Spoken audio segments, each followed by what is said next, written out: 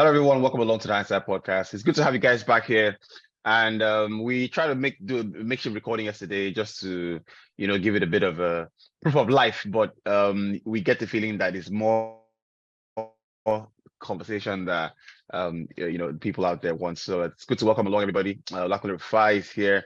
Abike here with Abike, you know Jalamia? Nah, just you. Not Juventus, just you. You fine, Abi? Not just be like Jalamia like this. Of course, Monday is here as well. That's amazing. And have you broken the story? Is that still on that wraps? What is the status with that? You don't post that for Instagram now. Yeah, no? Of course. Right. We have to use this, opportunity to say it's the newest dad in town.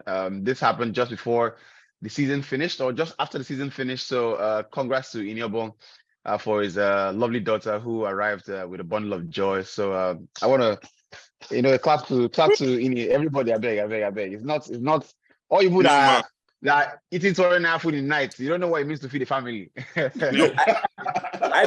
became no fit clap. You know, get ring light. In the holy phone. I became only phone like this. Buy ring light. I became pictures now. That's picture we say. I became. You go decide view. I get up practicing angle. You don't practice and say, well, that's why I hold this phone. That's why I go well. So no matter what happens today, even if you crack any joke, I think it does it like this. You can just say, congratulations to your mom, man. It's congrats, man. That was such an amazing story. We're there for the naming, and it's one of the beautiful things about life. We come here, we record this podcast, we speak about football, but some things are more important. And shout out to your wife as well for holding it down. Yes, and many people don't know his wife she's a movie, director, scriptwriter, she's a producer as well. Pretty much, a logistics, behind the scenes person. She also acts sometimes, in the movie industry. Yeah, in the movie industry. So I'm looking forward to seeing her back on screens very soon, right? That is great. Sounds good. Anyway, I wanted here as well on the pod in the background, as you can imagine, trying to make sure that the audio is good and whatnot. So if you're just listening, sending a congratulations in the comment section, that would be really nice. Yeah. Look, season is up and running, right?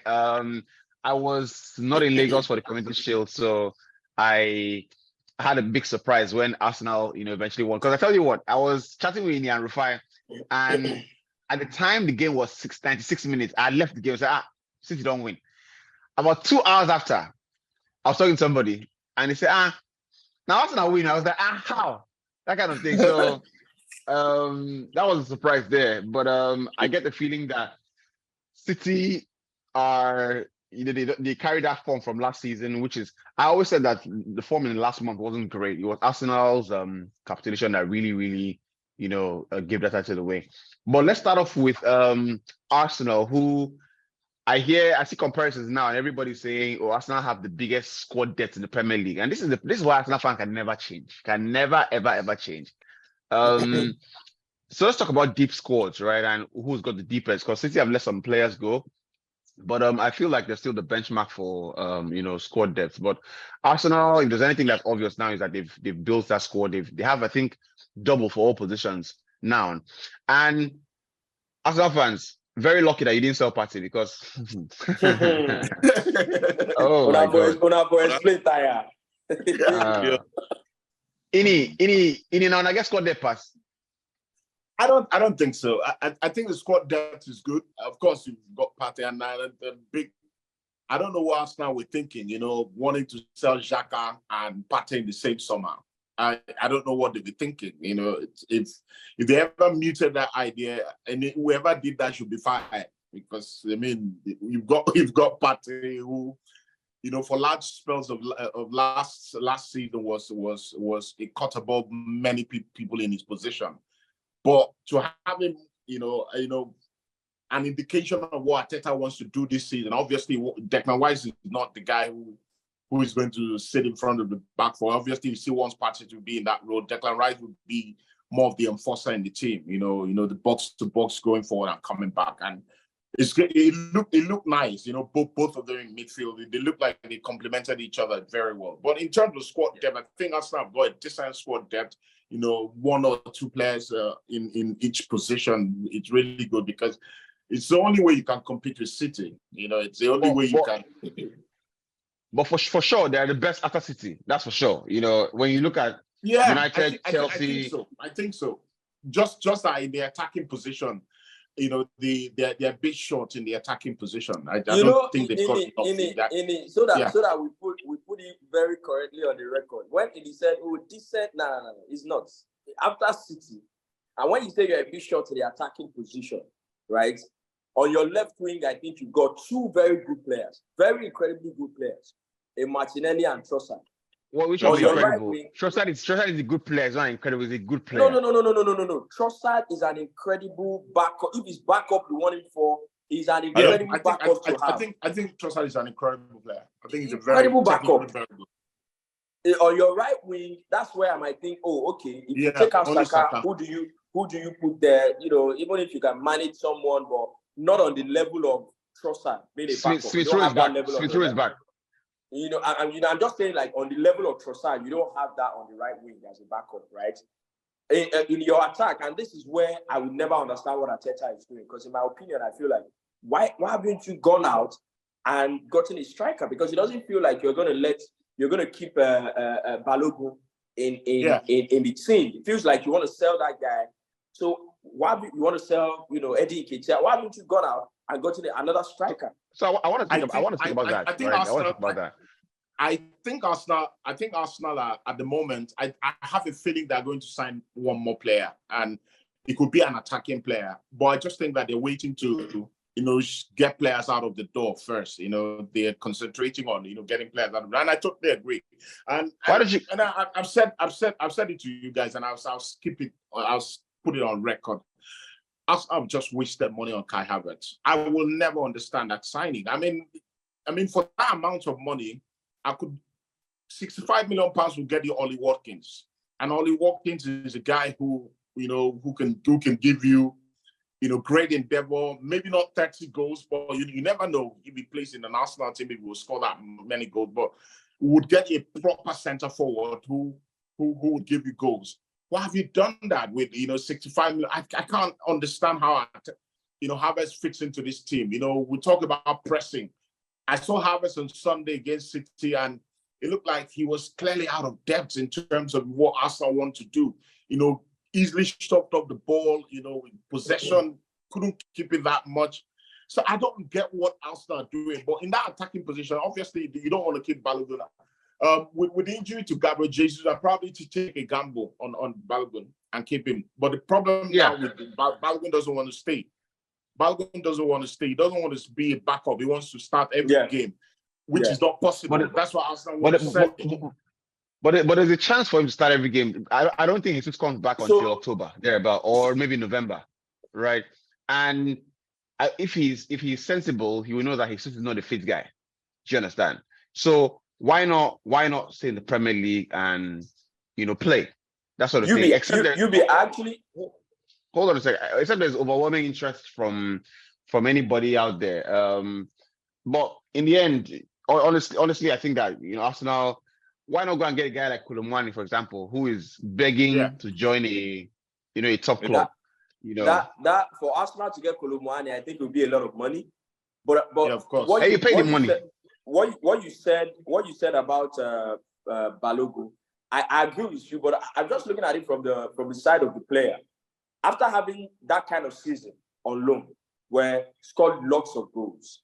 In the French league, in the French league. No. And Lacazette scored more than me. Listen. Lacazette left Arsenal. I want that scored. Listen, I'm saying. You are joking. Me, I'm serious. From the perspective of the player, if you've had that kind of season, the next step is not to say, look, you're not a starter. You're a backup, right off the bat. If Arsenal, in my opinion, I feel like if Arteta had a conversation with Balogun and said, look, it's a clean slate. We want you to come and compete. If you compete, if you're good enough, you're number one. Because I feel like the guy, maybe the reason why he's thinking I must leave, he's probably thinking it is already done and dusted that I don't have a chance to be number one. Yeah. But I feel like if you have a conversation with him and say, come and compete, much like what I'm sure bringing David Raya in for the goalkeeping position is to say, come and compete. If you're good enough, you go in as number one. That's what I think it is. So if Balogun has that chance, I would say, you know what, stay in the league. But from the perspective of the player, if the guy feels like once Jesus is back and is fit, then I'm out of the side. Then I can understand him saying, look, if I get another offer that says I'm number one, then I have to move. But Rufai, sometimes when I understand that point of the manager has to be clear on what he wants to do with you. The manager, for instance, Tierney was going to leave. Tierney was heading to Newcastle, and there was a conversation with. There are lots of competitions. We can't play the same squad in the Champions League and in the league. It's not even possible. So you're going to play a lot of games this year. You're going to play games. So there was a clear conversation, and Tierney decided to stay. And I understand that, for Balogun, he's pumped at the moment, had a great season in France. And I think he's a good full centre forward. It's a guy who I rate him above Nketiah. His instincts to score is better than Nketiah's. I think he's a goal scorer. Nketiah is just a poor man's Jesus, likes to play, likes to drop deep, involve himself. Balogun is a centre forward who wants to be in the box and put the ball in the net. And if I was Arteta, I would probably have that conversation with him try and stay, because he's very quick. He's very quick. And, with the way Arsenal plays, you want someone who's rapid, who's going to play on the shoulder, those nice balls from Odegaard, he can take advantage of that. But having said that, when you're ambitious as a footballer, you want to be in the position where you are the main man. And that's what I think he's, in his head. He feels like with the season I had last term, if I go to Inter Milan want him, Monaco want him, and he's thinking, if I go to those clubs, I could be a lot more, more influential at these clubs than staying at Arsenal and hoping or begging for a chance. So I understand his stance, but if I was the manager, I'll keep him. Yeah, I agree with that. I just feel like, if you really, the thing about competing for the Premier League is, I believe that you're not always sure when you're going to be next in reckoning to compete. So you can build a team and, you feel like, okay, the team we've built is good enough to compete. However, to compete for the league is like in phases. So sometimes you are just, obviously the work you do in the background, the training and everything is important, but you have to seize the moment and go for bursts when you're in touching distance. I believe that if Arsenal think that, this season is not the year we win it, then there's a problem. Yeah.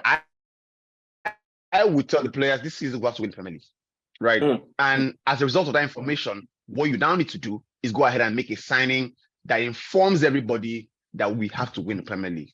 Of course, I agree. That's why I'll go and get a guy like Kolomwani. But if you guys think that what we have done with getting Jurriën Timber, getting Declan Rice is everything we're going to do, no, we are going to win it, right? So you go and get a striker that lets the whole squad. Look, Man City are looking to buy Skamaka, right? And I was talking to Rufai and Wale yesterday. We had a good time, right? Paqueta, you meant Paqueta. Yeah, Paqueta, right? And what the manager is literally saying to the team is, guys, don't analyze them. This coaching and motivation can only go so far. I've been here for 7 years, right?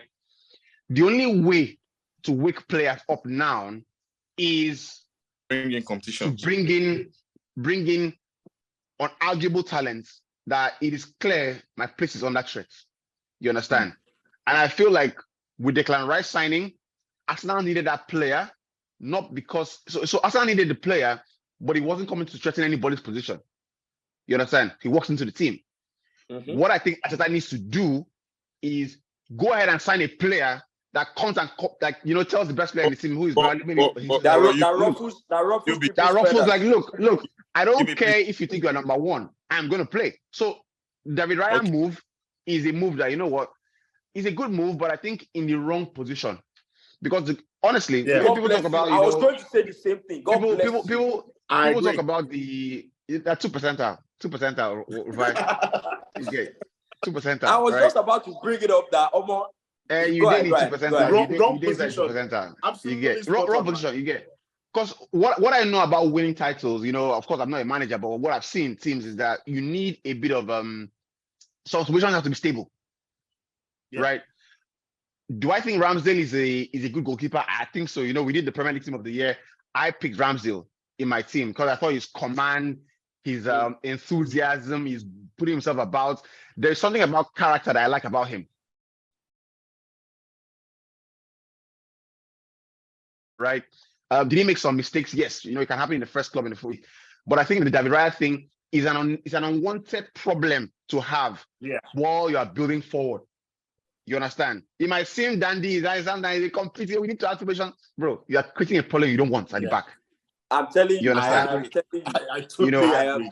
So Baba, you say you're going to sign the Raya for how much? I don't know what the figures are, but it's going to be nothing less than 30 million pounds. Right? No, actually, it's a good deal. On the money, it's a good deal. They're getting him in on a 3 million loan. Loan. Oh, okay. Is that an option or an obligation to buy? I know it's an option to buy at the end of the season. That's a very good deal. That's a very good deal. It's a good deal. But I think if they went ahead and signed a player like, got in a guy like let's say maybe Scamacca, or even if Koulibaly is too expensive, go and get a guy like Benjamin Sesko or something like that. Someone that can come in and can I make a point? Cause no problem. Please advocate. I was going to go ahead. Okay, yeah. So concerning Folarin, I think it's actually very wrong for Arteta to go for another striker, because now what makes you valuable in the market, I think, is your stats. Football of nowadays, I except for Man United, who can easily buy a 9-league goal striker. I think when you have scored 21 goals in a league and about 2 or 3 assists, it's enough. It's enough statement that you are really marketable. And I feel that if someone like Folarin, I'm sure the manager has not spoken to him, because it seems like you have someone like Havertz, you have Ibrahim Source, you have Nketiah as well.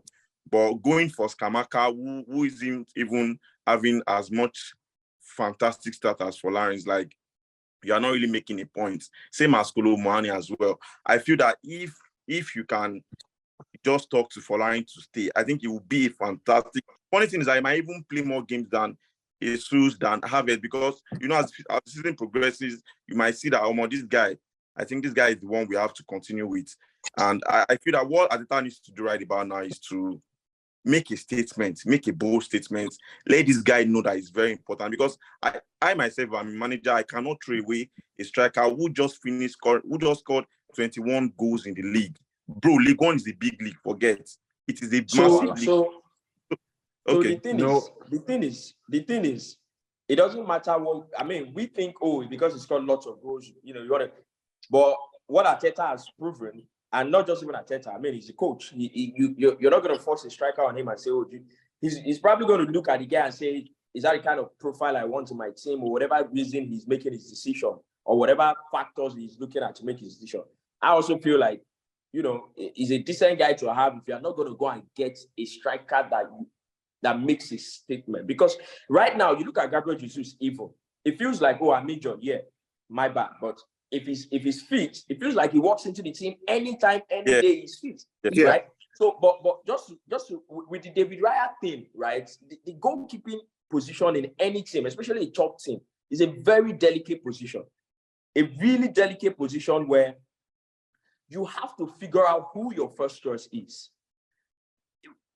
Figure out who your first choice is, but the person you put in just under them, and that's why I say very delicate position. The person that's the second choice pushes the first choice. But we all know understand in the team.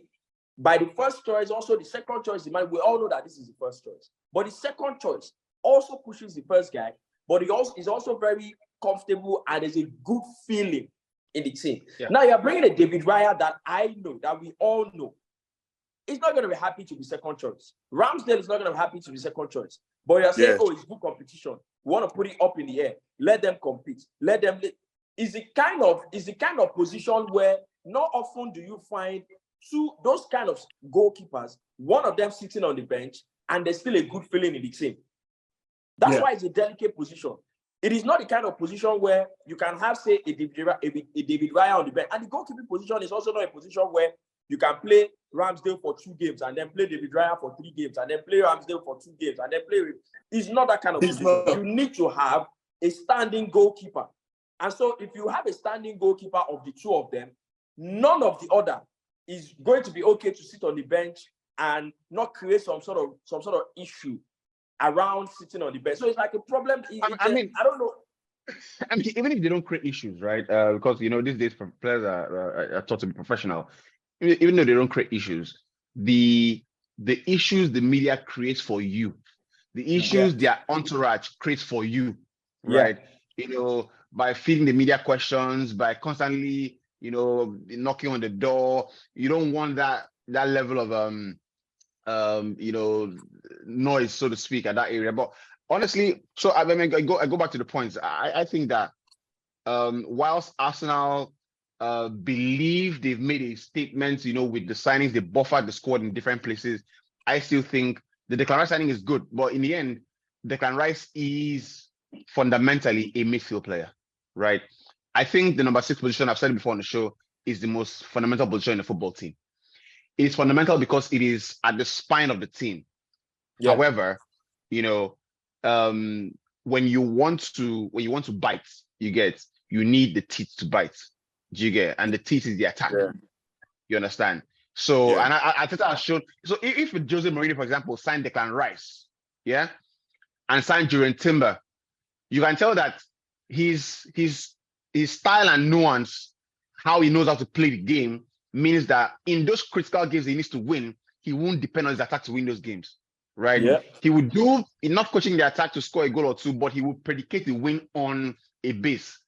I don't know that Arteta has that talent, to predicate his big wins on defensive solidity.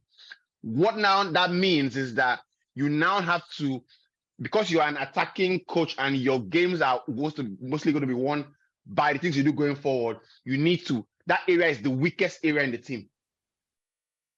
Do you understand what I'm saying? So that's my overview on Arsenal. And I feel like, I think it's a good team. Honestly, I think the signings have been good. I watched Jurriën Timber, and I see the reason why, United wanted to get him.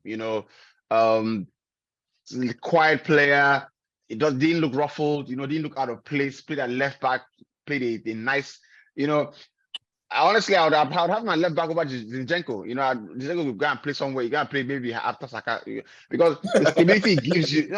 Honestly, like it's true. One of the reasons Kyle Walker did not have that, back and forth. But Silva didn't have that. The guy was solid. You get hold his position well.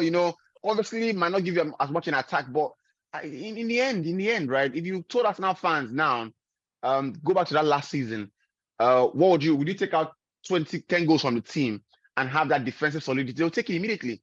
Of course. So it is good that we're having this conversation at the start of the season. What do you want?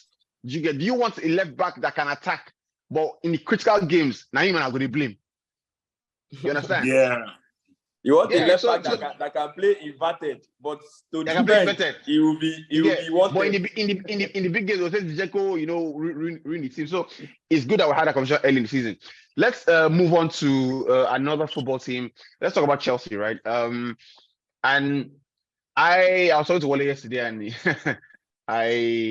I hope that Liverpool are ready for what's coming on. I think that game is on Sunday, something like that.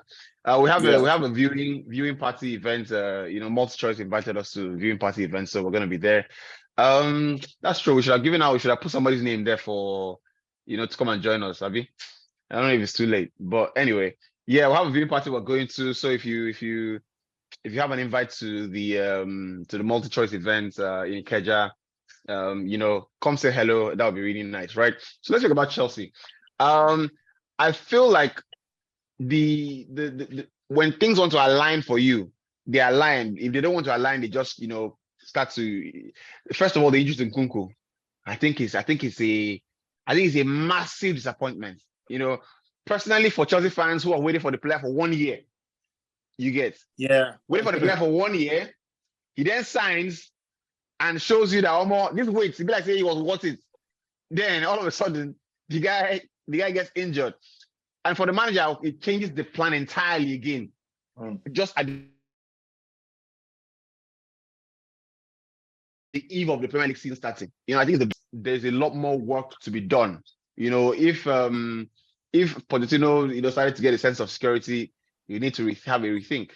Who's going to play that role? Because you have one striker. I like Jackson.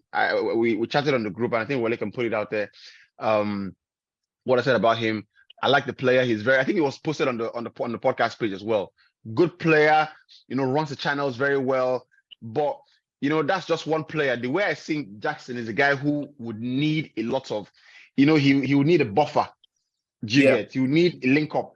And Nkunku would have been almost perfect for him because the way they play is similar. It's like it's give and go. They want to dovetail off somebody, that sort of thing. Yeah. So there's a problem there. I don't know, man. Chelsea, where are you, Irene, with Chelsea? Yeah.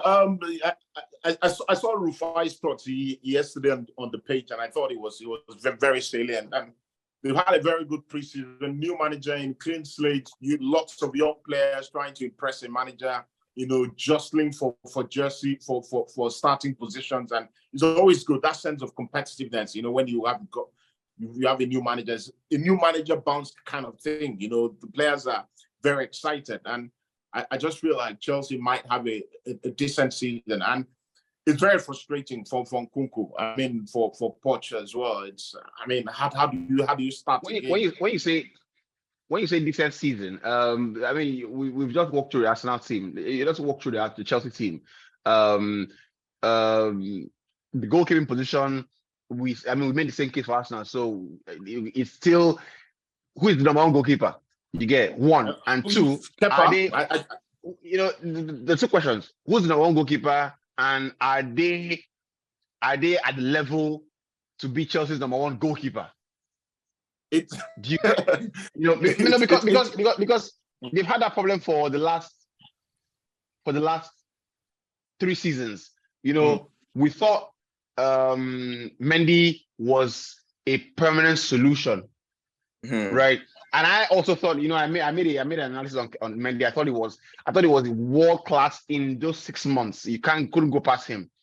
However, I don't know if it was injuries or whatever it was. He just tailed off. Maybe. So you're back at square one again, right? You're back at square one. Kepa, I don't think is a number one goalkeeper for a club of Chelsea size, right? You brought in Sanchez, he played at Brighton, they have a good system and whatnot, but in the end, it's Sanchez. Do you get? So already for me, there's a question mark on who is number one, right? Thiago Silva is centre back there. Thiago Silva is centre back there. The kid from Leicester got injured. Fofana, Badashil is injured. Reece James is now captain. Question mark on his fitness. Will he stay fit? Left back is Chilwell. He's playing now, but also in a twinkle of an eye, he can be off. And you have who's the backup left back for them now? Cucurella. And they signed Axel Disasi, right? So from what I've just said, the only person that walks into that team at the moment is Thiago Silva and Reece James. Reece James has a question mark on him. Disasi, good defender, but you have to find out how good he is. Maybe Chilwell walks in. Chilwell walks in, but question mark again, does he stay fit? So from what I just said, like already the back line would need proving. So that's so. So yes, Arsenal have a head start. Hold on a sec. Arsenal have a head start. United have a head start in that regard. City, of course, have a head start in that regard. Liverpool, because they Konate is a good center back. I think he will be the main starter in the team alongside any other person. They have a good goalkeeper, Trent, and everything. So you're already going to the season not knowing your best combination as center back and goalkeeper. And let's talk. Remember, we talk about spine all the time. That is an important area of the team. So here's what I know. Right? If Kepa doesn't leave, because Chelsea has been trying to Kepa can leave. No, he can't. He can't leave. I thought the interest from Bayern Munich wasn't solid, but it appears that it is solid. Now, Chelsea has been trying to move Kepa on for about 2 transfer windows. More than 2, Seth. Because of obviously his wages, and all that, it's not been easy. If it was very easy, Kepa would have left alongside the bunch of people that they sold, Mendy, Koulibaly, and all that. Not been easy with all that. So that's why Kepa is still in the team. As a matter of fact, the people that were supposed to come in as number 1, as first choice goalkeepers, because you've not been able to move Kepa, who is so expensive, you can't spend another massive money on, say, Mike Maignan, that was one of the top choices. You can't, because Kepa is already on a lot of money on the books. You need to get that out before you spend another huge money on a goalkeeper. So that's why they've gone and gotten a cheaper option as per wages that can still compete with Kepa as number 1.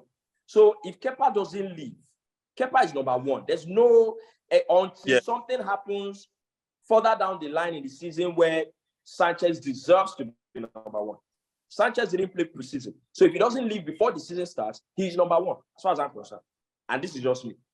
Liverpool game can come around and Pochettino decides Sanchez is my number 1 from the get-go.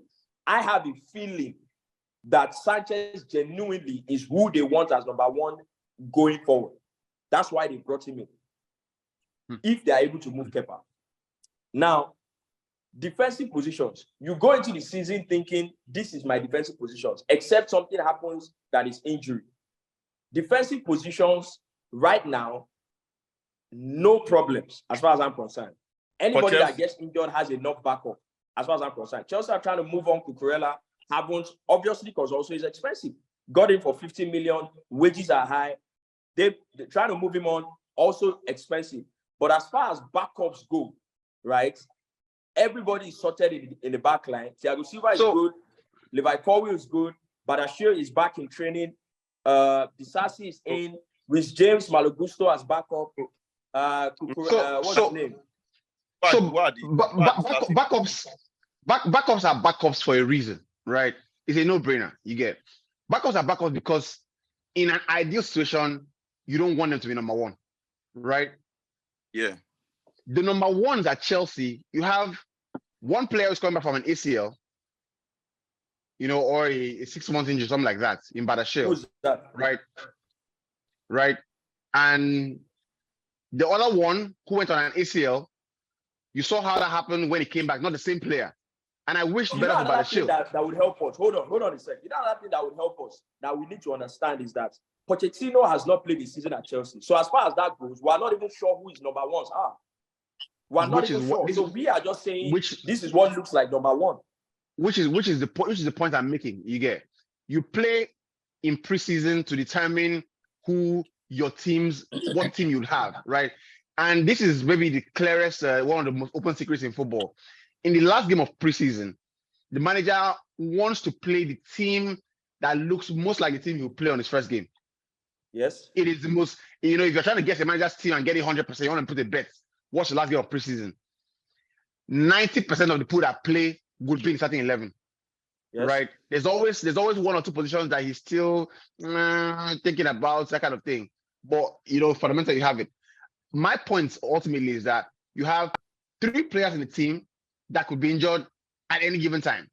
You get Thiago Silva, it will be foolhardy to go into a season, a rebuild season, with Thiago Silva, who is 36 or 37, and now showing that you have to, if you had to manage him 3 years ago, you have to be more delicate with him. It will be foolhardy to go into thinking this guy was going to be number 1. You understand? Reece James, I like the player. I hope he stays fit. But so far, actually, he cannot stay fit. right? Ben Chilwell as well is a good left back, but doesn't stay fit as well. So already what I'm saying is there is a big question mark on that area of the pitch. So in my opinion, if you sign Disasi, is he enough? I don't think he starts as number one. He signed as a backup because ideally, Levi Colwill, they say he will start. They say he's the greatest left back in England, center back in England since John Terry. So the question marks abound. And I feel like I can't look at Chelsea's team and say this is an area of the pitch, the same thing I made about Arsenal, that is sorted for sure. So in 6 weeks of preseason, I don't see an area of the team that is sorted. The closest would be the sign Caicedo in midfield. They do not have two starters that can walk into any team. I'm telling you the areas that are sorted. There are areas that are not sorted. I am telling you that defense line, because the point I made is that it's a new manager. But the defense line cannot be sorted if you're not sure who your number one is in goal. Then your two centre backs, you're not sure what combination. Calm down. Except sorted is you have not listened to any. You are not listening to anything I've said, because all you are saying, you are predicating your question mark on if a player gets injured. That's which they have proven. That's what you are predicating your question mark on. What are you saying? Are you saying that because you're saying, you are not sure who your first choice are, but the first choices are there. But you are predicating your question mark on if they get injured. Which one are you saying? Are you saying if this first choice get injured, we don't know what's going to happen? Because let me make the points. Let me make the points again. You cannot go into a season with Thiago Silva as your first centre back in a rebuild season. It is foolhardy because the obvious will happen. So why do you think? Why do you think they paid? So why do you think they paid the money that they paid for Disasi, who apparently everybody wanted him? There's a reason they paid that, which is what I've been saying. There's a reason they paid that. And even with Thiago Silva, for example, what he has shown in the seasons that he has played is that it is not about his age. It is about injury, which is the same thing. So if you are mentioning Thiago Silva, say you can't go in with his first choice. It's not about his age. It's about his injury. Because Thiago Silva has shown but the age is directly linked. But the age is directly linked to the injury. He's still one of the best centre backs in the Premier League. Relax. Was he as injured as? It's a no-brainer. It's not about his age. It's about the injury. The point is that the injuries, the frequency of the injuries, is telling you that this guy is not the guy he was.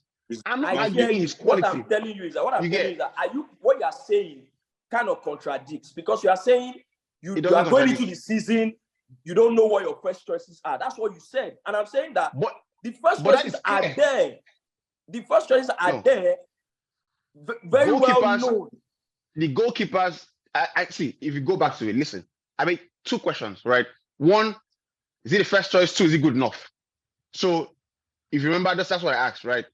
I think if you answer the first one, the second one, you don't answer it correctly, right? Is Kepa good enough to be number one? I don't think so. If his first choice remains to be seen, I don't hold brief for Chelsea. You understand? So I made a point, backups are backups for a reason. If Chilwell stays fit, then he's number one. But I'd like to see his minutes per game ratio. Probably one of the worst. Jigger. Reece James is fit now, but in the last 2 seasons has not been fit, right? The backup for him is that a backup that can play as number one? Obviously not. So he can actually. You see, that's the thing. The point I am making ultimately, and I know you're holding brief for Chelsea, right? The point you are making is simple. I'm making it simple. The team doesn't have an area of the pitch that is solid yet, except they sign Caicedo tomorrow, right? That's the only part of the pitch that will be stable. We have Enzo, you have Caicedo, and you probably have maybe Chukwuemeka, But that's the point about Chelsea. I don't think they've made the progress that I thought. Can I ask you a question? Who's the centre back pairing? The one we don't ask me since you take permission for that one. Who's the first choice centre back pairing for Manchester United? That's a what kind of question is that? Just answer now. Who's the first choice? I don't answer like centre-back I say it's not, that's not the reason. I'm What trying to show you what I mean by the statement you made. It's kind of contradicting. The first choice centre-back pairing at United, we know. But what's his name? Lisandro Martinez at some point last season had his injury, or was it whatever happened to him at some point? Rafael Varane at some point last season had his injury, or whatever it was that he had. But we know that this season is starting, Lisandro Martinez will start. Nobody will touch him. That's what I'm saying. That are you saying, because you're saying, oh, this thing is not sorted, but you know that the centre-back pairing for United is sorted. Except something like what happened last season. But it's not sorted. Chelsea don't know. Do Chelsea know what the best partnership at the back is? Pochettino is playing his first season. How are you asking me that question? Me, I will tell you. So just like you said, the last game of if I ask any fan will give me any fan. Listen, really, hold on. Any fan will give me an opinion varying to depending on what they know. But I'm telling you that at the moment, you make the point, say he's playing first season. That's the point I'm making. It is not sorted. They don't know. You get, even he doesn't know. Going to last season, for example, Maguire was, since season started, Ten Hag played Maguire and played Martinez. We didn't know.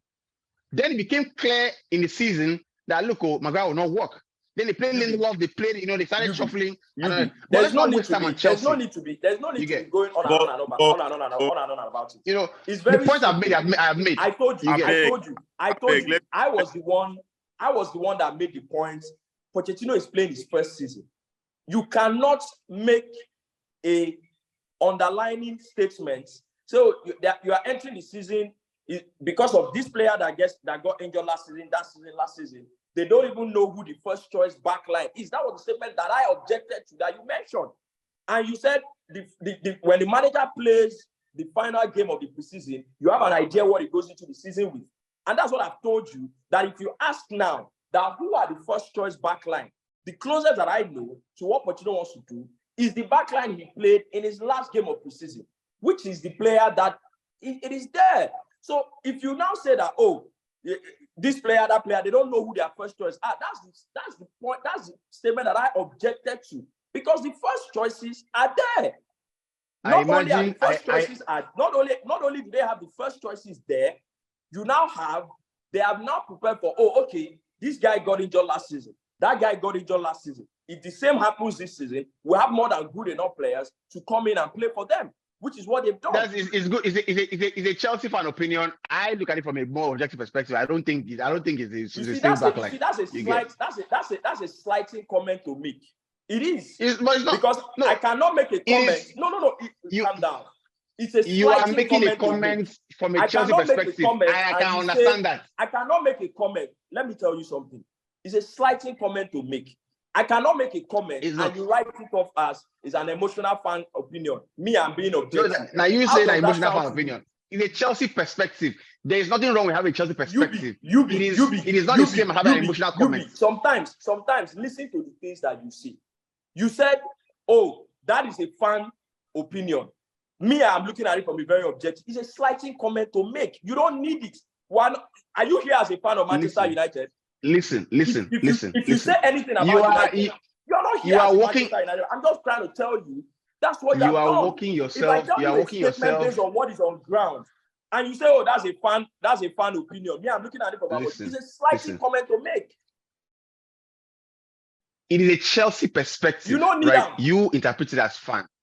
Listen, in a Chelsea perspective, it is not. You see, the problem is you are hearing that. I'm telling you what you said. You said that's a fan comment. I am looking at it from an object. That's what you said. I said that is a Chelsea perspective. You get that is your perspective.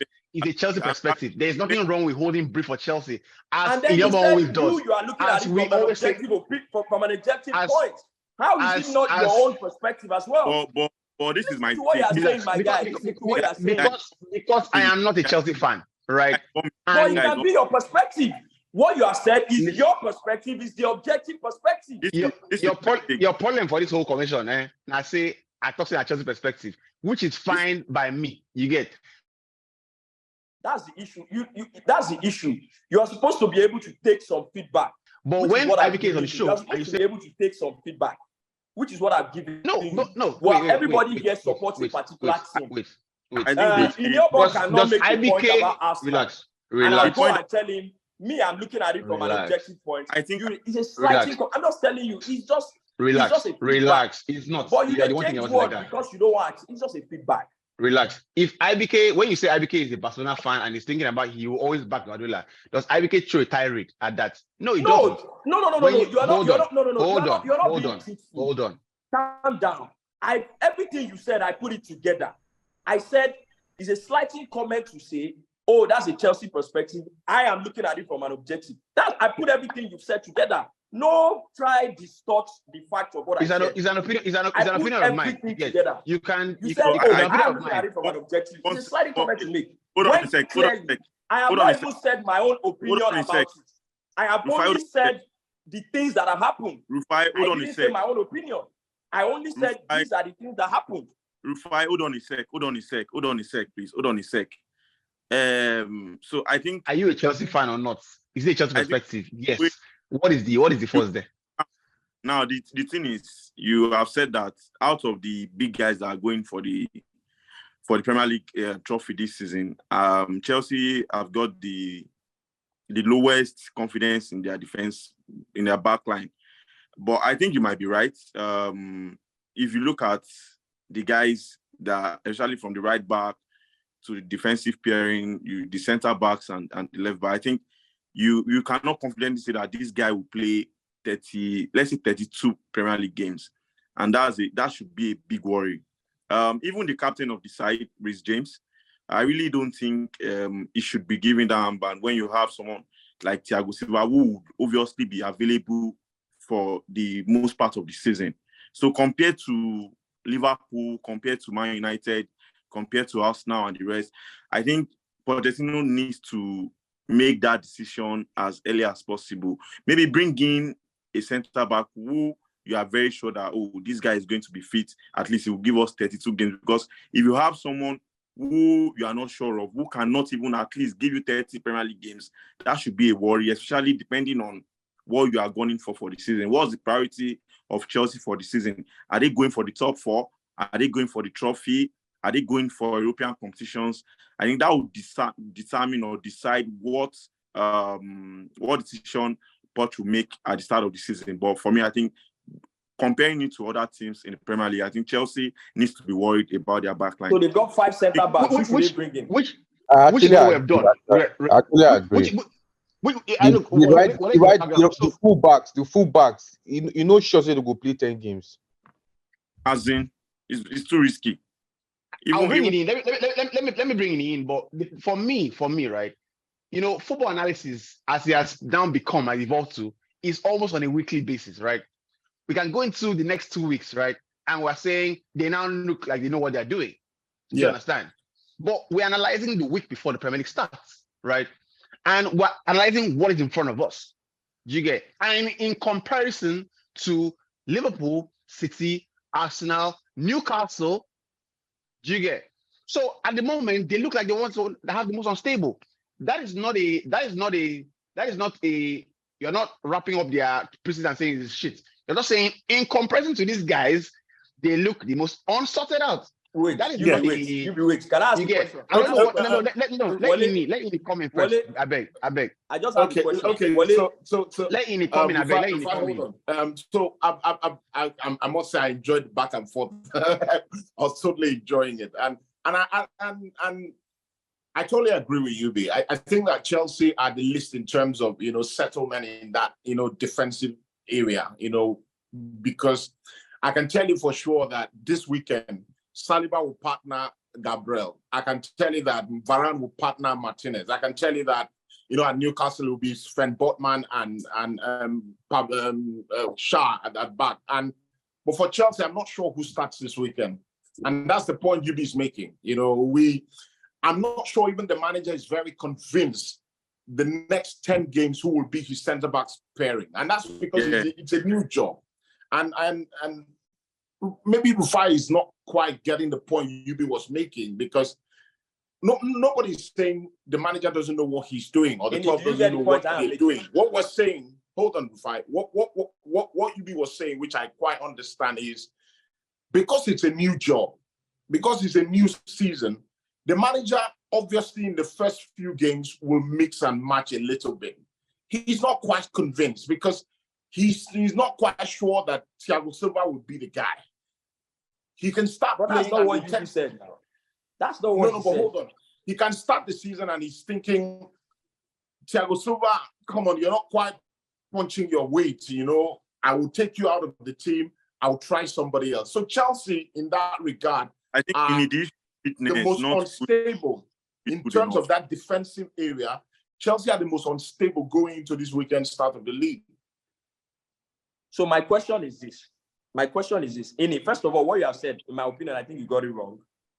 What you have said, what UB said, UB pointed to personnel that were not even reliable. They got injured a lot. He pointed to personnel. I was the one that said, we don't even know first choices because the coach is doing his first season. We're not even sure what his combinations are. No, you said we know the first choices. No, I was the one that brought up. I'll get there. I said that too. It's simple. If you're watching the pod, hold on. Watching the pod, just do like this, like rewind to listen, go back there, watch that side. I was the one that first of all brought up. I was because you're going to all over the place. They will bring it back. It's not a problem.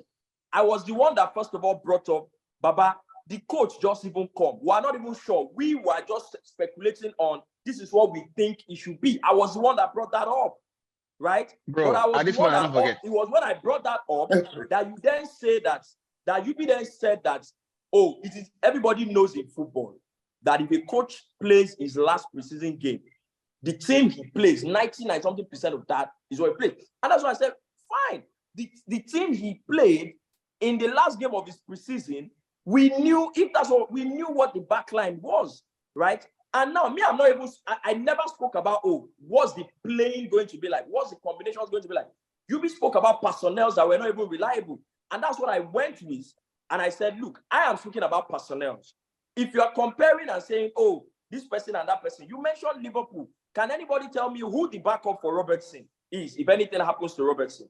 Because you mentioned personnel. Can anybody tell me who the backup for Trent is, if anything happens to Trent or Van Dijk? If anything happens to Van Dijk, because you they're always available. That's the point. Rufai, these guys are. Rufai, I can put my money on it that Chelsea's backline, you have about out of all of them, you can't even guarantee one that will give you 32 Premier League games. But the point I made was that the team went and bought players that they looked at it and planned for these guys got injured and were not reliable last season.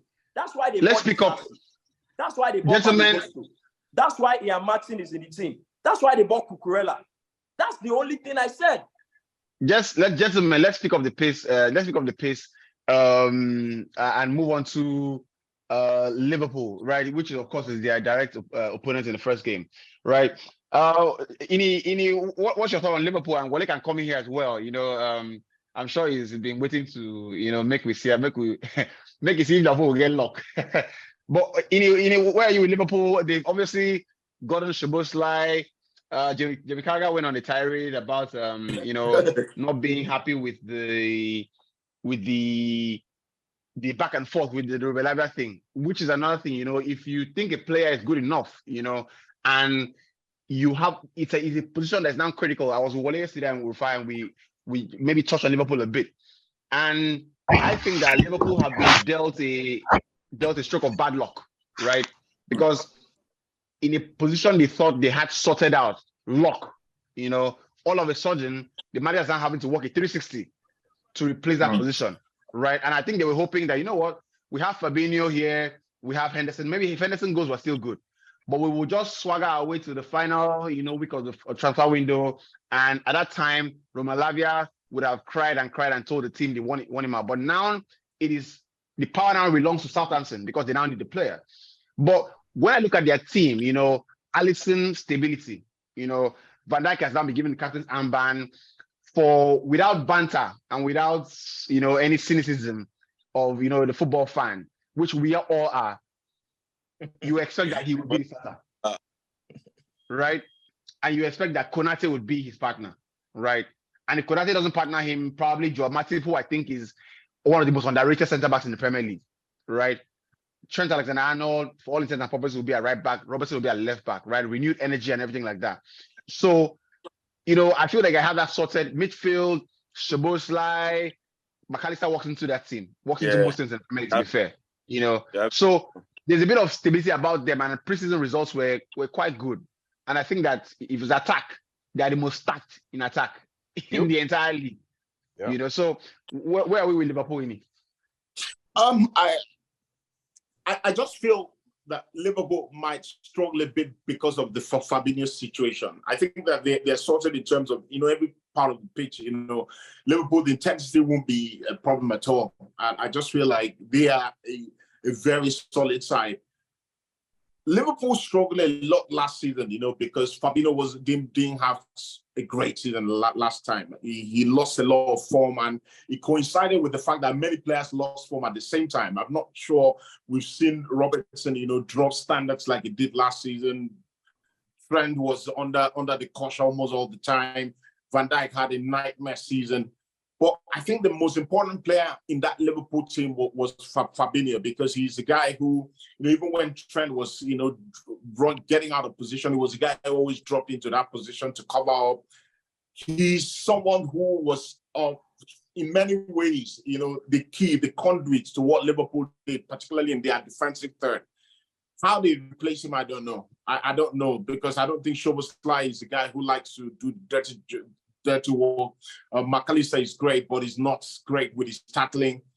How do they replace him going into this weekend's game? That is a big question. And if they find, obviously they've identified Lavia. I'm surprised they're not in for Caicedo. Obviously, financial reason could be the excuse they would make, but I'm surprised they're not in for Caicedo, because Caicedo would be almost perfect, to replace Fabinho. And even if you ask me honestly, it might be a bold statement, but I would think Caicedo, even though he's still young, looks like an upgrade on Fabinho in terms of what he can do with the ball going forward.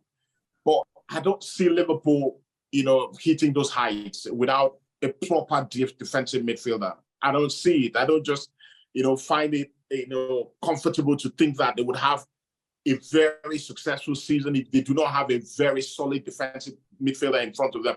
I'm surprised they're not going for Amrabat. I'm hearing United are in for Amrabat. I'm very surprised they're not in for Amrabat, because that could have been another player, very combustible, very aggressive, very energetic midfielder who could come into a Liverpool player, and very emotional too, and would work with the Liverpool fans. So I'm really surprised. I fancy they will struggle this season without replacing the Fabinho.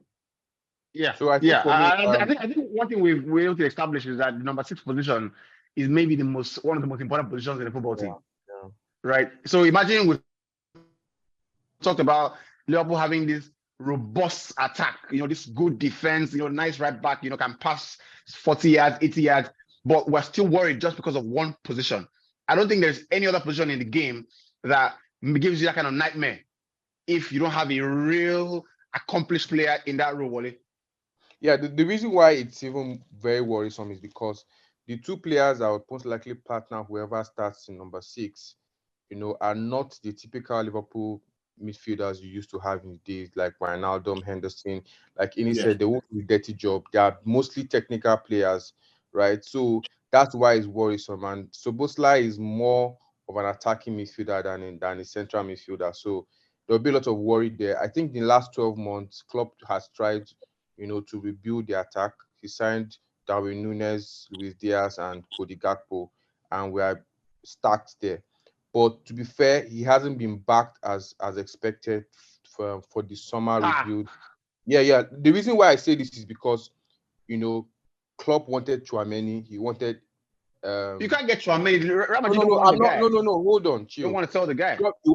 He wanted Bellingham. He wanted Caicedo. You don't even get Bellingham now. No, what I'm saying is this: if Arsenal can pay 100 million for Declan Rice, yep, and Bellingham can move for 100, Enzo move for 100, that is the going fee now for defensive midfielders. The only So reason you could have gotten Bellingham for that 100 is if Madrid don't even come at all. But according to the Times, if you read the article, we pulled out even before Madrid came in. And that's the thing. So we are still trying to price midfielders for the price of 2019, and it can't work. If I told you want to sign somebody, for that fee, then why not going for Amrabat? But if you want to actually sign a proper midfielder to replace the ones that have gone, and you've actually let about 4 or 5 midfielders go this summer, then you need to actually spend the money. We need to sign a backup. Why is nobody looking at Douglas Luiz? I'm surprised. I just want to ask, right? Why has nobody thought about signing Douglas Luiz? I think that Douglas Luiz is like a CM. He's more of a CM. I don't think defensively he can do the kind of work that somebody like Fabinho does for. Like Jorginho, actually. He's Jorginho a player. No. Forget Jorginho for this thing. No, they bring Jorginho for this thing. But that's true. Arsenal have Jorginho. We totally forgot about Jorginho. Douglas Luiz can play. I don't know if he can. I don't think he can do that. He can be a defensive midfielder. But I also feel like one of the biggest issues Liverpool might now also have, in addition to the fact that they are short in midfield, Klopp is going to play the way he's going to play, irrespective of the personality he has. He will play that 4-3-3.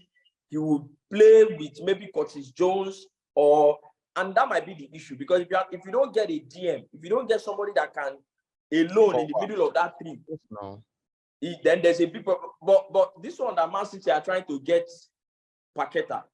What if Liverpool? Why can't they look at Calvin Phillips? Even if you can't get Paqueta, why not look at Calvin Phillips, who hasn't played? Because you need if it's a DM, you need. I know Calvin Phillips didn't play last season, but Calvin Phillips is why are they not looking at Onana at Everton? United were. I think United shortlisted him as well. Yeah, that's a tall frame, and he's good as well on the ball. But they said that they've had three. They said Liverpool have had 3 sporting directors in the last 18 months. If you be saying as small, now Liverpool crisis boardroom take better past that Chelsea own. But maybe they don't blow. Because they've had 3 sporting directors. So maybe the signings or the scouting, maybe there's a bit of an issue in the boardroom. I don't know. Where are we with that? The team still needs a backup centre back as well, because with what Van Dijk has shown, age is catching up. Konate is very good. How old is Van Dijk, Abe? 31. We talk about age. 31. 31 is prime age for centre back now. It's prime age, but I mean, he now wants to be going into tackles. All of a sudden, I know they're confident about Van Dijk again. He's going into tackles now, and he's going to get embarrassed. He said he's going into tackles. What I'm saying is, he should be leading orchestra. At the moment, the team is actually short of quality in some key positions. If Trent is going to be drifting into midfield like he would expect him to, then your right center midfielder, which was where Henderson has filled for a long time, needs to be like the makeshift right back. And Szoboszlai cannot do that. So if you're going to the team is going to suffer. It's going to be really, really bad this season. We will score plenty goals. It will be like the first season under Klopp. We'll score like 4 goals and concede 3. Wow. Anyway, if you do that 38 maybe I shall not start on Sunday, Sha. That 4 goals, maybe I don't start on Sunday. What's gonna happen on Sunday, man? Like what's so Wale, both teams to score this in the you sure Banga. Guy, sure. I carry both teams to score. Chelsea, Liverpool, both teams to score. So don't Arsenal, we don't Chelsea, Liverpool. I need to run. I need to run. Right. Cheers. Bless, sir. Alrighty. We don't Arsenal. Wallace here, so it fills up easily. This idiot at IBK, he just commutes Bushman. He just commutes. You get.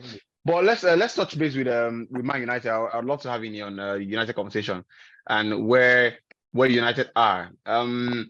Obviously, the story around United is more, Ten Hag is now entering his second season, and there's a bit more will. He's willing the big stick, so to speak. I think we've seen the Onana signing, obviously one of the standout ones. Mason Mount, that was done a long time ago, and Rasmus Højlund. Where are they with that? I believe that what United need more than anything is consistency, right? Because last season they showed one of the standout things in the last season was the team is more committed, more aggressive. So this season, what you need to do is not to go into games and lose all those funny losses. United didn't lose many games, but when they lost big, right? So you go play Liverpool, you get beat 7. You go play Man City, you get beat 6. So what you need is to eliminate those blips that make you feel like you're not making progress, And I think that with Onana coming in, obviously the lot has spoken about the way he changes United, the way United play. I think it is an influential position, but I don't believe that is where United's problem fundamentally was. As a result, I think it is like, taking out unplugging a socket and plugging it back, right? Yeah. Midfield won't kill you. Midfield is the position that United was most stable in last season. Casemiro, Bruno, Eriksen. I think they've added a bit of like depth there. So in case Eriksen doesn't play, then you have Mason Mount. That attack is where I still have a question mark with. Can Rashford replicate 30 goals? I don't think he can. But the important thing there is Garnacho has now come in an extra season. He has an extra season, so you'd expect that more experience for Garnacho, more confidence. But that attack now, they've gotten Rasmus Højlund, right? And I know IBK, say he scored 9 goals, but the perspective there is that how many games did he start? There's a stats going around. How many goals did you score before you were 20?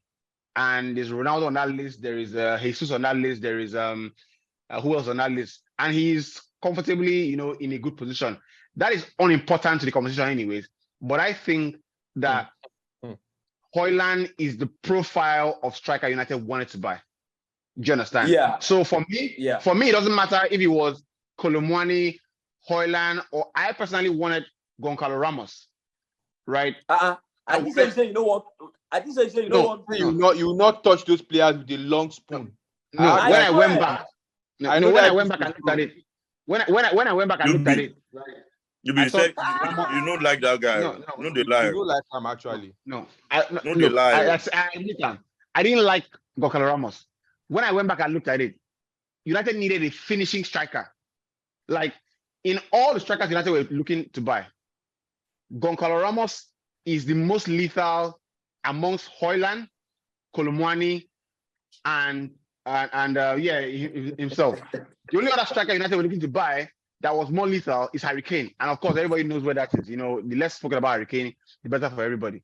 But Højlund represents something that most players don't have. How many football clubs nowadays go into a signing for a player, and that player honestly wanted to play for that team? Not many. Not many. All of them talk saying, I've been following this club since I was a kid. It's been my dream. That's what everybody says.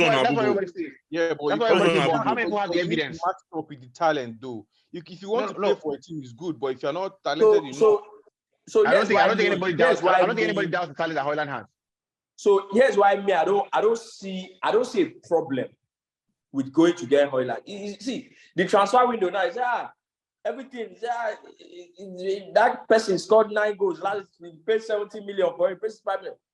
Except I have seen the player and I've decided for myself that this one, Sabi play.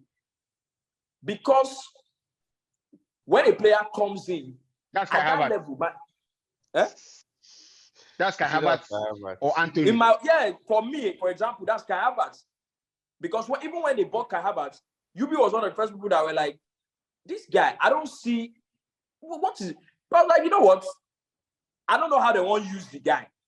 I look at what he's playing, where he's coming from. He's a good player. When he came in, You go play, I'm a striker, my hand do the inside out. Now, when you oh, I think this is breaking news. Bayern Munich have reached an agreement with Tottenham for Harry Kane. It's breaking news. Who's the source? Who's the source? Einstein. It's turn your screen back. Turn your screen back. I go turn am back. Yes, man. That's mad, man. Okay. That's mad, man. Make I go break am for Nigeria. Onira, he said make you go break am. Don't be only impression. Elon Musk voice. They find impression. Bro. The proposal is above 100 million. It says it's been accepted by Tottenham. God. So Tuchel don't put buying for problem. So if when you bring a player at that level, there are a lot of professionals involved. They've looked at players, and when you look at someone like Weghorst now, he's in the United team last season. He had a lot of things that maybe Ten Hag needed in a striker in terms of how does he lead the team? He presses, he does this, he does that. What was left was someone that can he actually do that striking job? Can he score goals? Can you when you give it, you understand? So when you bring in an Højlund at that level, look, one thing that United fans, in my opinion, because Ten Hag is going into his next season, you are almost certain, you are aware of this is what this guy wants to do. This is what this manager wants. So, and he's gone for this, because the money that United have gone and paid for Højlund, if Ten Hag has not said, this is the guy that I want leading my line, right? I don't think they would have gone and paid that money for him, right? The problem now with go ahead. The problem now with coming into the Premier League is, I hope for the sake of the boy that he hits the ground running.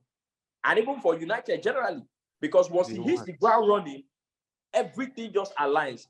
If he comes in, he starts a little bit slow, I hope that other players can at least, Rashford get goals. Because when you are winning, the team is winning, they're scoring goals, no one is going to start that negative narrative about the new signing. That's the only, because that's why I always feel like there's a lot that gets involved when the player comes in and he doesn't do well, and you drag the narrative of, that player we scored 9 goals last season with a group. There's a lot that gets involved. In my opinion, I think the guy has amazing potential with what I've seen, with the way he runs at defenders, with the way he runs with the ball at the speed, the way he finishes, amazing potential, right? And I feel like United generally as well, when you look at some of the games that they lost, like you said, sometimes they lost heavily last season. Some of the games that they lost, it feels like there's energy drop in pockets of some of the games. Maybe they're playing at this level before, and then something just drops. Concede maybe 3 goals in the second half, or something like that, or concede 3 goals in the first half, something like that. I feel like that's what Ten Hag is trying to plug, where they've got him Mason Mount, they've got it, they're looking to bring in Amrabat. That's what he's trying to plug. Say, look, if we bring out this player, we bring in that player, our energy level doesn't drop, our performance level doesn't drop. I feel like that's what he's trying to plug. And if everything goes well in that regard, I feel like they're ready to challenge. Yeah, honestly, spot on. I was gonna ask. You think about hitting the ground running as a player is we always say on the show that first of all, it's easier to integrate a player into a side that is stable. Absolutely. Right. I think we can say at the moment that Ten Hag has United stable. They are not Man City, but they are not in chaos anymore. They are just stable. If anything, sometimes fly under the radar, no expectations, so to speak. And I believe that Ryan makes a good point. This is the ground running. That's the perfect scenario. However, if he doesn't, hold on, please. Do you think he's going to get about 15 Premier League goals? I don't like to speculate, especially first season in. I don't like to speculate. I don't get into those conversations. He's going to score this number of goals. I don't, honestly. But why can't he get 15? You just need to get the rhythm, get the feeling. Once you get the feeling, 15 is not so. It's not so. Bruno Fernandes created the most chances in the Premier League in Europe last season, right? You understand? So right? Why not? If a quarter of those chances fall to Højlund, he'll score easily 20. Easily 20. But if he stays fit. Okay, where goes we expected him to score 15. You know, Vegas JJ, was when we Vegas talk was a about Vegas, Wilcox now, that be the problem. Vegas was a plug, was a stopgap, was a stopgap thing. I think, in fact, the story was United were offered Vlahovic, right? But United thought, we're not going to bring in a player like Vlahovic. The profile is too big. There's too much room of uncertainty and it's unnecessary pressure. So we're going to get a guy like Vegas. And United didn't want to spend any money in January. Do you get? So anyway, I think that if United create the most chances like they created last season with Bruno, he scored a lot of goals. If he stays fit as well. I also believe that the likes of Mason Mount will add a lot to the team. I wasn't the biggest fan of getting Mason Mount to the team, but on the second thought, I looked at the player and I think that whilst he might not be your Enzo Fernandez, for example, right? Yeah. He's an experienced player, and this is something that people speak about Mr. Mount and they talk about him like he's one random guy, that is a nobody, that kind of thing. This is a guy who has started his national team if he's fit. You see how life goes. Now you be the defense Mr. Mount now. You see how life goes. He's on my roster. I've done some research. on the kid. He's not. People speak about Mr. Mount like Amrabat, for example. People speak about Amrabat like, Amrabat is like. But the truth about the matter is that go look at the guy. He was one of the best performing midfielders at the World Cup. Yeah. People say this is a midfielder that is an accomplished midfielder. Do you get? Football fans, we have this thing where we're all guilty about being in a bubble of what is happening in and around the clubs we're interested in. And as a result, we believe that any other player outside that bubble is not. He's not a good player. He's not important. He's not a good player. That sort of thing. So, for example, when the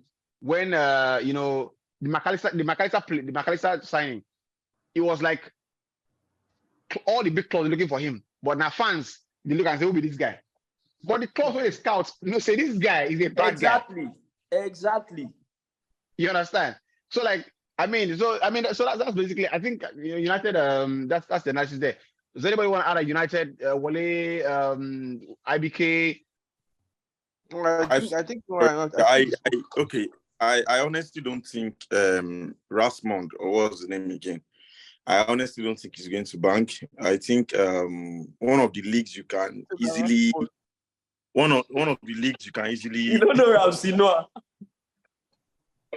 One of the leagues you can easily score in is the Italian Serie A because of the pace. Is not pacey as compared to the Premier League. And this guy made mention of when we interviewed him the last time, Franco Yenka. He said that if you think that you've been in other leagues, you don't know how fast the Premier League is. I remember when he said that his first game, people were just breezing past him. The ball was just going past him. So there's always continuous play. And if a slow league like that, you cannot score at least 15 goals in 32 games. I don't think this guy is going to bang at United. You can bookmark this. You can record this talk. You can put it anywhere. I think we record for fun. We don't talk. No, we delete out. And I think it's a stupid gamble from Ten Hag. To be honest, I honestly don't see that guy doing anything. Who do you think they should have gotten? That's my question. Yeah, who would have been for you? Who do you think they should have? Because it's not enough to just say, "Oh, this is stupid." Who do you think they should have gotten? Harry Kane. But Premier League. That Levy didn't want to deal with United. See, no, there's no club. See, it's not okay. Let me give you an example, right? Yeah. I think your audio had a problem. Except Man City, right, and Liverpool. Every club in Europe wanted Harry Kane. Or Chelsea Chelsea told them, I want to be kept in the loop of the conversation, right? Arsenal, of course, Arsenal and Tottenham have that thing, so that's how it eliminates them. Chelsea, United, Real Madrid, even Barcelona. What has been made clear in the last couple of years is that Daniel Levy doesn't want to sell to a Premier League team. You are even going too far. In IBK, can I ask you? Last summer, Manchester City made a bid of 100 million. Oh. Levy. 100 million. What has changed between then and the same 100 million now? Yeah, they said the price tag was 150. Like, yes, I think they said it was 150. So that's what I'm asking you. So what has changed? Now the same 100 million. No, he Now has a him- year left. He has a year left now. That's the difference. So No, now, no. now what you don't change? No, it's not a price tag. Let me tell you something. Let me tell you something, right? Okay. When a club fixes a price tag, there's a price tag that is realistic. There's a price tag that is like telling you we don't want to sell the player. You get Because we know negotiations go happen. you in your now. normal mind will not sell that player, sign a player for 150. Does it make sense? I mean, so if Man City were desperate to sign Harry Kane, Man City just won the Premier League title last season. You understand? And they want to add Harry Kane to the team. They're not desperate. They are winners already. In many ways, they are doing the player a favor as well as, adding to their quality. They want the Premier League without a striker. So what case can Pep possibly make to the board and say, without this guy, we won't win this? They'll tell him, Papa, you're a winner already. You don't need this guy. We can get. And then when they could get Haaland for as cheap as they got him, why would they go and pay that money? Get Haaland for cheaper. No, you don't. You be You my understand? point. I think. is- Sorry, let me just finish, right? With the Bayern Munich signing, and as good as happened, right? I personally believe that what Bayern Munich are doing with Harry Kane is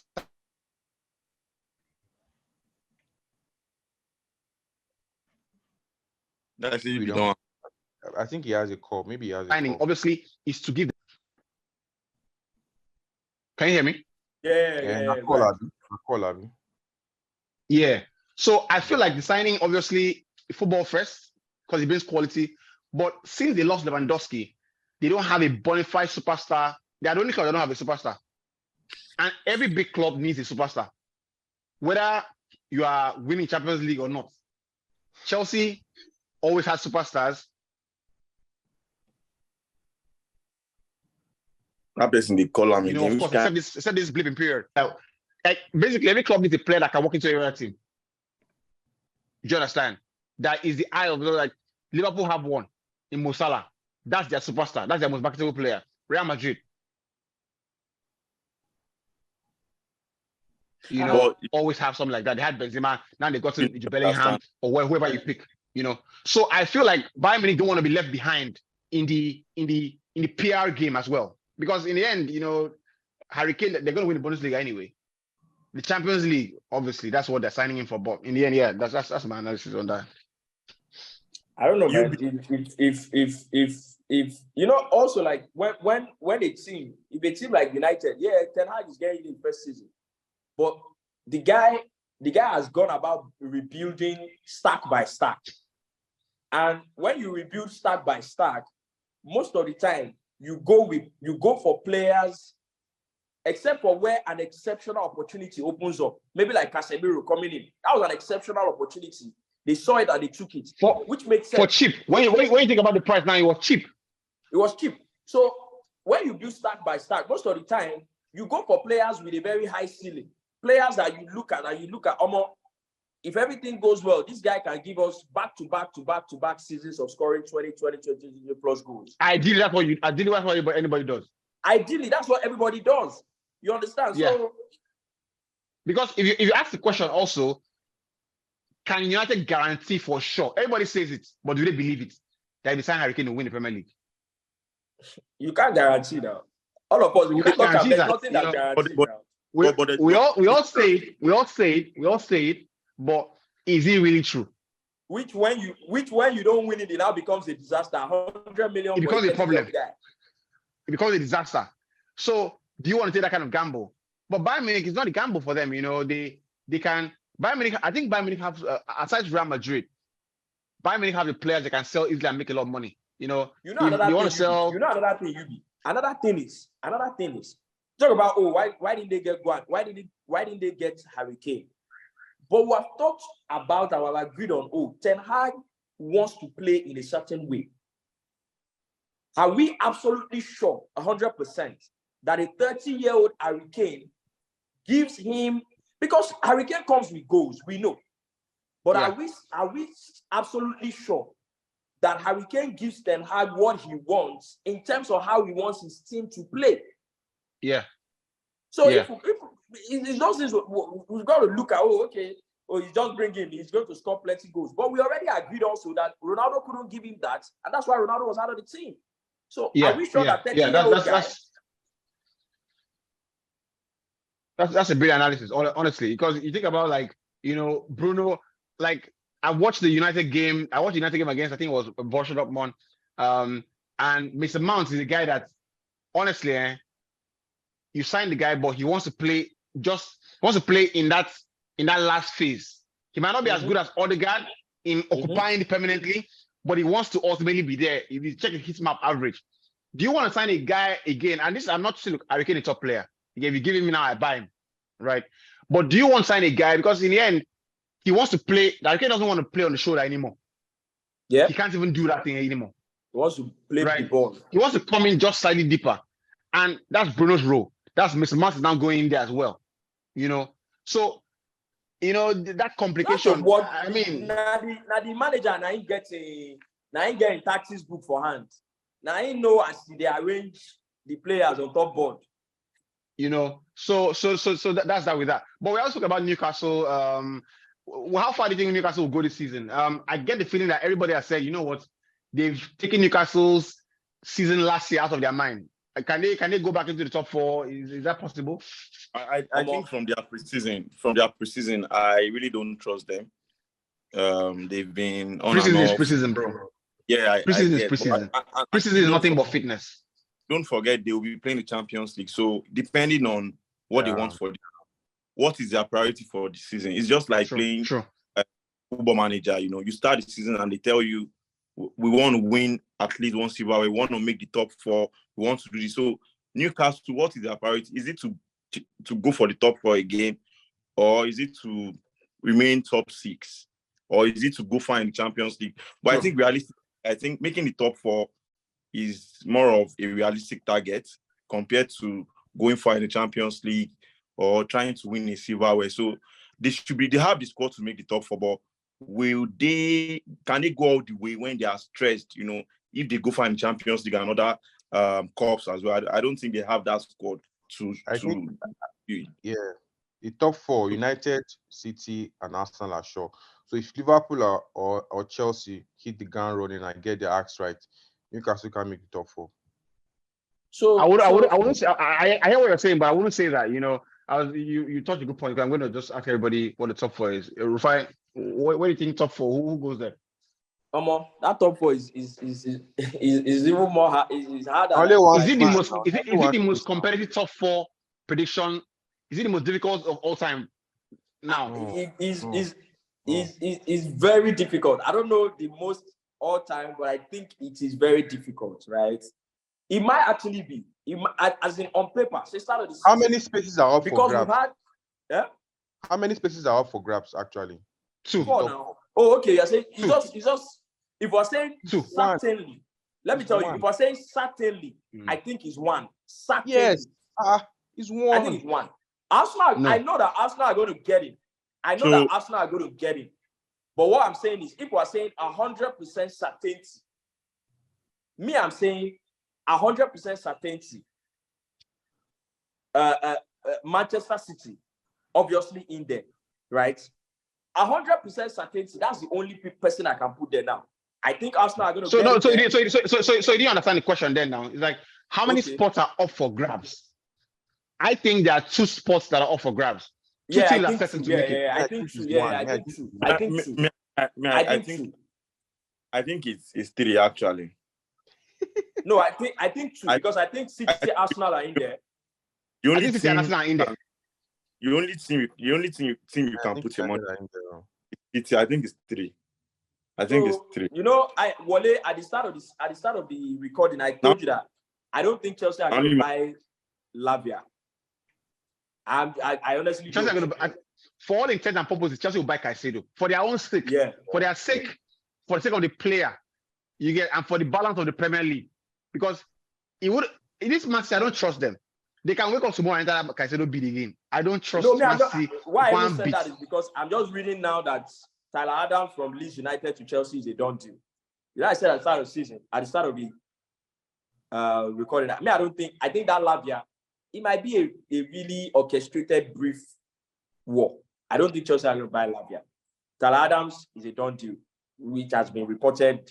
His interest has been reported, days ago. So, but that guy is Man U go. Yeah.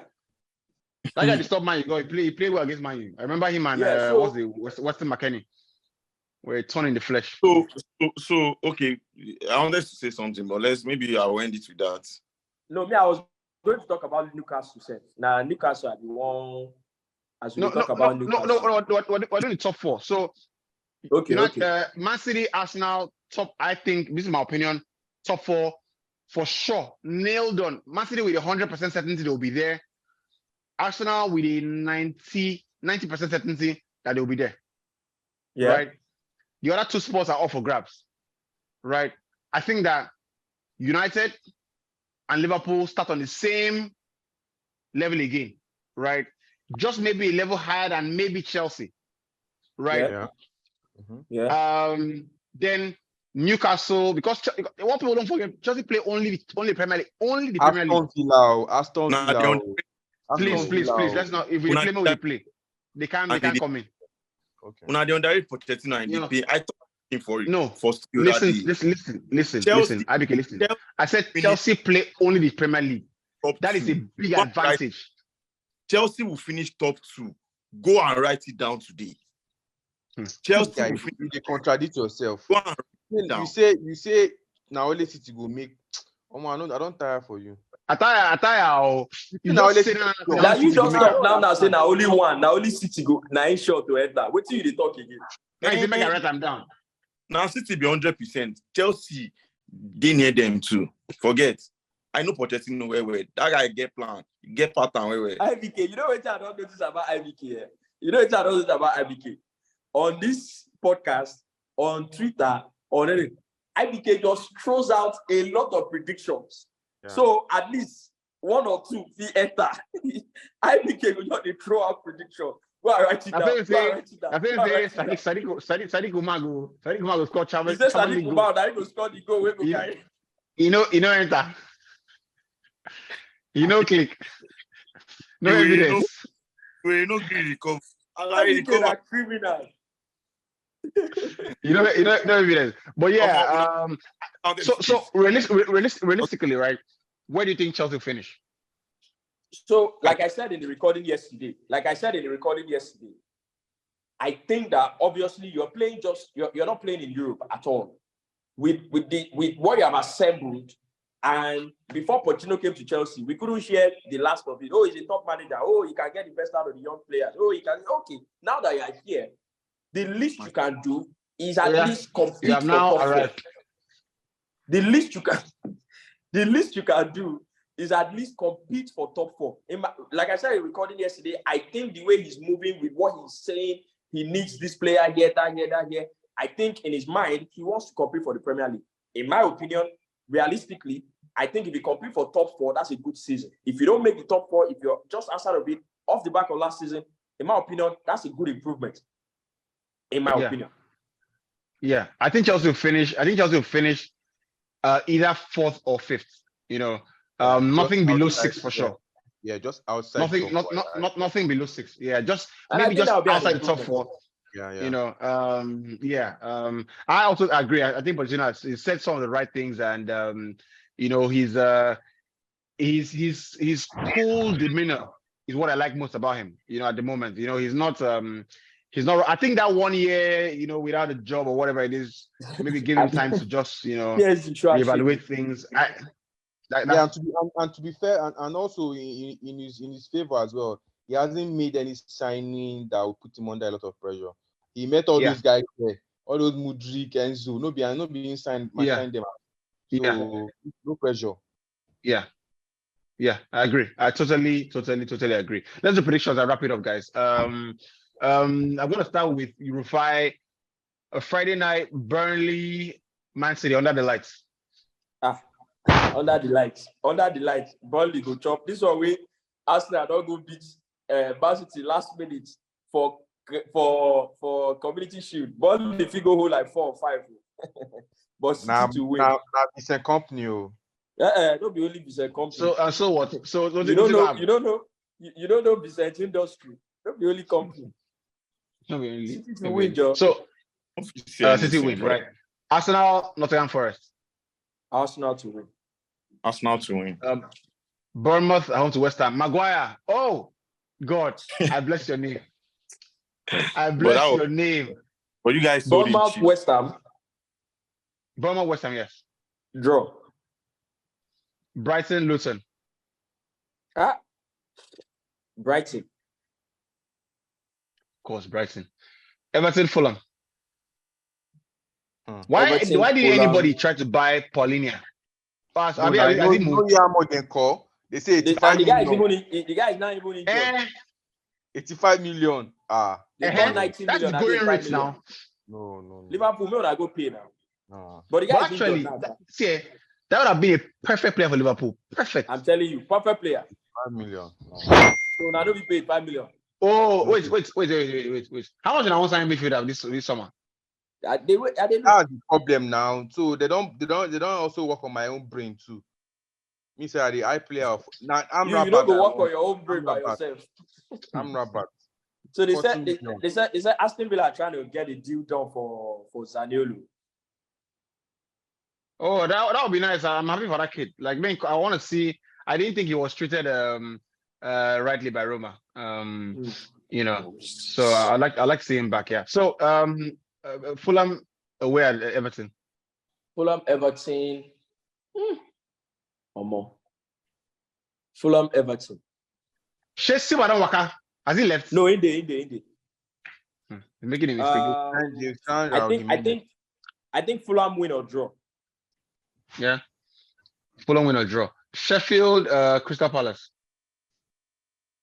Sheffield, Crystal Palace. Draw. Newcastle, Aston Villa. This is the after Chelsea, Liverpool. This is the biggest game this weekend. Newcastle, Aston Villa. Wow. Fireworks, man. You know, I was about to say high scoring game, but that Newcastle, they are different sometimes. Villa win. I think both teams to score. Yeah, both teams to score. That's this is if that guy stays fit this season. What's his name? Isak. Baller.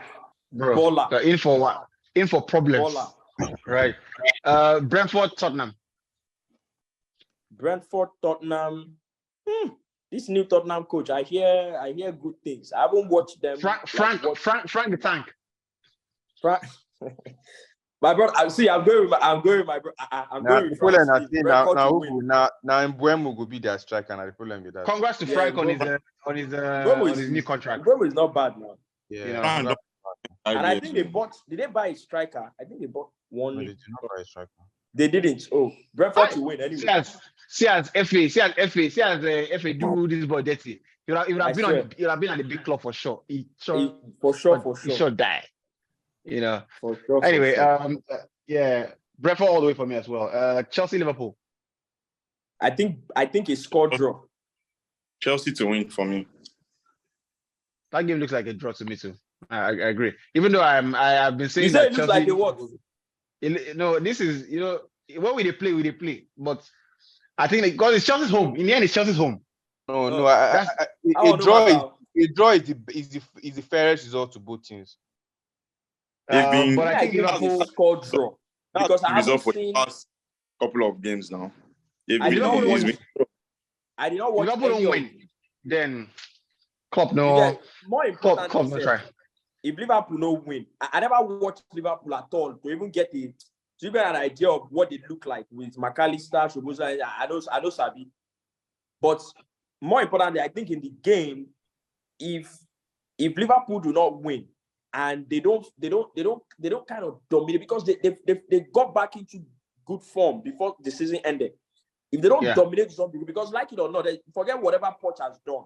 There is still that uncertainty hovering over that Chelsea score. So why competitive game difference? Exactly. Once the season starts, it's different. So if Liverpool doesn't dominate in some degree, I might feel like there might be a problem. That's a sign. Yeah, that's a sign. That's a sign. I agree. That's a sign. Monday Night Football under the lights. Man U Wolves. Thank God they don't sack Wolves manager before this game. This guy will bring. But I say Sabio, don't be him make Bournemouth survive. Okay. You know, in a yeah. magician. Is he a coach or a magician? Nah, that's what I want to know. If he's a magician, then I'm worried. If he's a coach, Wolves don't lose player. They lost Ruben Neves. They lost Raul Jimenez. Guy, So, it's terrible. you don't know. lose players. Yeah. Anyway, Wale, let's go. Burnley, Man City, City to win. Arsenal, Forest, Arsenal to win. Bournemouth, West Ham, Bournemouth to win. Brighton, Yeah. Luton, Brighton to win. Everton, Fulham, Draw. Sheffield, Crystal Palace, Draw. Newcastle, Aston Villa, Man. That's my Villa to game. win. Villa to win. Ah. That Diaby Something- boy. That Diaby boy is very good. Yeah, that Diaby. I hear that Diaby is doing things, but don't worry, make league starts first. No But worries. this guy is they signed Pau Torres. They've made some signings that we never even Yeah. talk about. Yeah, these guys. So Aston Villa to win for you. Brentford, Tottenham, Tottenham. Kane will most likely not play. Brentford to win as well. Madison say is here to end the trophy drought. I look up. You know, even stay fit first. Let's do Yeah. it. Shut up. Like, who wins there? Brentford to win, I beg. Brentford to win. Yeah. Chelsea, Liverpool, Draw. Not draw. United Wolves, United to win, of course. IBK, Miami. Let's go. United Wolves, Easy win for United. Chelsea, Liverpool, Chelsea win this time around. Brentford, Tottenham. Chelsea win by how many? Chelsea win by how many? I think 2-1 or 1-0. It's going to be a very tight game. 2-1, 1-0. Brentford, Tottenham. Tottenham away win. Frank Onyeka no score. They had very poor preseason. So, and I think they missed that guy. What's his name again? Anthony. Ivan Tony. They miss him. They don't do well for preseason well at all. So I think Plus, Spurs will win. they lost David Raya. Yeah. Yeah. So Anyway, Spurs to win. Okay. Newcastle, Villa. They say Spurs they pass ball like Barcelona now. I say okay, no what? Bro. Newcastle Villa, I think draw. Draw? I Draw. think draw. So that looks like a fair result to me. Draw. Sheffield, Crystal Palace.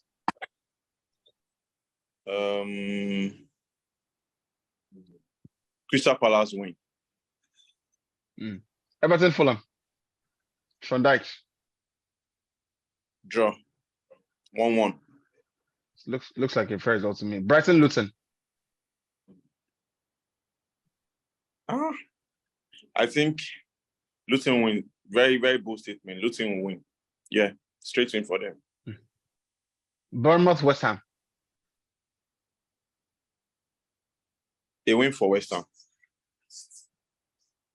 Arsenal, Forest. They say Maguire won't call the captain. Sorry for saying that. That's what made him decide he was going to move. The captain That armband. guy is mad. It's not that one. Oh Arsenal. my god. Forest. Easy win for Arsenal. Easy win. Yeah. Tell Oni. Burnley, Man City. Easy win for City. Any day, anytime. I don't know why they always give them promoted side start of the season. How many goals will Haaland score this season? Just putting it out there. 30, 35. I don't think he will do more than What he More than did last 20. season. I don't think he did I more than what he did last season. Yeah. max. Between 25 to 28 goals. Yeah, I think that's realistic. I think 30, but he won't do more than last season. The supply is no day again. Mahrez don't come. You know, deal. And But KDB, the brother is still there now. KDB, you know, they stay fit again. Oh. He don't they injure too much now. You get KDB said, as he don't win that treble now, he could just calm down, enjoy himself. KDB is 20 of Haaland's goals. 20. Yeah, So, exactly. Easily. You know. So, Anyway, So yeah, gentlemen, I totally enjoyed the our listeners. On our listeners go to attack and say, oh, now only Premier League. We would not talk about Serie A. We would. Syria starts upper week now, right? Exactly. So La Liga as well. La Liga starts upper week as well, so it's all deliberate. Shout out to our partners at La Liga as well. Look, please, this episode is important. We're trying out the Zoom episodes. We have a problem with the studio at the moment. We're currently homeless, and hopefully we're looking forward to resolving everything and getting back to the studios. They've been very nice to us. The guys at Clouds, but there's a bit of a hiccup at the moment. So if you know a studio, if you have a facility that is great, that is amazing, that is I don't like to say state of the art because state of the art is something from a sci-fi movie. But if you have something that is close to that, or will give us good quality, and your favorite podcast would like to be there as well, so shoot us a DM or send us an email on the email address on the podcast page. We'll be glad to come check out the studio that is available, right? So yeah, that's why we haven't recorded. That's just to put it out there. That's why we haven't recorded, not because we want to take a break or just finesse you guys, because trust me, if you miss us, right, we miss you at least 2 or 3 times more. But I think that the guys are committed to doing a Zoom episode from now on, just to keep body and soul going, and we'll see how it pans out. Yeah, better days are certainly ahead. Lakunle, I want to thank you very much indeed. Always. Cheers. IBK Sports. I don't see your 55-inch TV now, so that's good. You don't pick new angles, say, man. Make I just show say this Twitter money get that small. You get. So, gentlemen, Inyebon was here. He's a new father. So, how about you? Leave a comment. Congratulations to Inyebon Monday. They go to the event, Abi. Yeah. Please engage this content. Let's see. If you don't engage this Zoom episode, we'll not record it. Like 80 comments easily at the very least. If you don't, not be lie. If you don't, because this is how it works, right? For creators, if we post the episode on YouTube, right, or on Instagram, and we don't see anything, we'll say, well, they don't like the content, so we'll not drop them. So yeah. Anyway, we appreciate you guys so much. We love you guys so much, and we'll see you very soon. Bye bye.